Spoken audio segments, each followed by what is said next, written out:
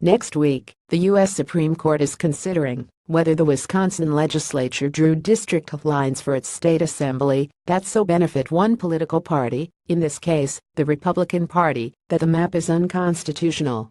One crucial question the court must answer is whether the legislature skewed the Wisconsin map to benefit Republicans.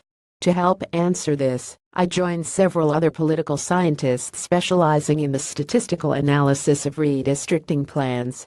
We found that there is no doubt that the legislature's assembly map, drawn in 2011, resulted in a strong showing for Republicans, stronger than one would expect given the percentage of votes statewide that Republicans received in 2012. Republicans got less than 50% of the statewide vote, and yet won 60 out of 99 seats in the assembly. Why did that happen? In the brief that the state of Wisconsin recently filed with the Supreme Court, the Wisconsin Attorney General points to my academic work, co-authored with Jonathan Rodden of Stanford, and asserts that Democrats have a harder time than Republicans at turning votes into seats. They quote us as saying that Democratic voters can expect to win fewer than 50% of the seats when they win 50% of the vote. The implication is that the partisan skew in Wisconsin's maps is in large part a result of where Democrats and Republicans live. Our research does show that, in fact, this phenomenon is real on a national level. In 2014, we argued that on the national level, the Democrats' geography problem is bigger than their gerrymandering problem. That's because, in general, Democrats reside in urban areas and win there with overwhelming majorities, while Republican voters are more evenly distributed across exurbs and rural areas.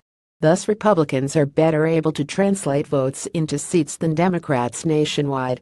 But the crucial question before the Supreme Court is to what degree does this explain the extreme partisan skew of Wisconsin's assembly map? To evaluate that question, I developed an automated computer simulation algorithm to produce 200 assembly plans using traditional districting principles while completely ignoring partisan considerations. I analyzed these 200 simulated plans and compared their partisan breakdown to the assembly map that the legislature enacted in 2011. What I found was very revealing. The legislature's enacted plan created about 10 to 15 more Republican-leaning districts than nearly all of the computer-produced maps. I also employed a measure known as the efficiency gap, which sizes up each party's ability to turn votes into seats. Of the 200 computer-driven plans, 144 produced a very small efficiency gap within 3 percentage points of zero, indicating the plans gave no substantial advantage to either Democrats or Republicans. The remaining 56 simulated plans exhibited an efficiency gap of between 5.8% and 3%. A negative efficiency gap indicates bias in favor of Republicans. This shows that Wisconsin's natural political geography skews not all that much overall, but very modestly in favor of Republicans. This natural skew is modest enough that most computer-simulated plans produce nearly zero bias in Wisconsin. These levels of natural bias completely pale in comparison to the much more extreme partisan bias in the districting plan the legislature approved and is presently using. The actual map has an efficiency gap of 15.1%, meaning a Republican bias several times that of most simulated plans, and over twice as large as even the most Republican-favoring map among the 200 simulations.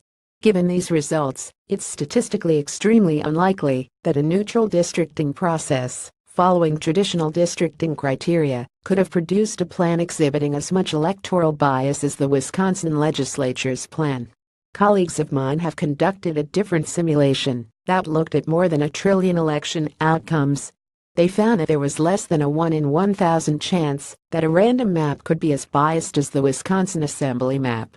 From these simulations, it is obvious Wisconsin's legislature could easily have produced a map with little to no partisan bias. While there is some small natural advantage to Republicans based on residential patterns of Republicans and Democrats, natural geography can explain only a small portion of why the Wisconsin Assembly maps have such an overwhelming partisan bias.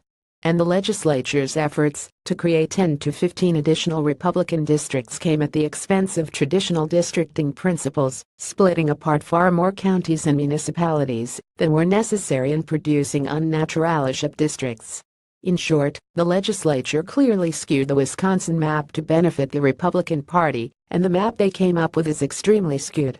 Now it is up to the Supreme Court to determine whether or not that is unconstitutional.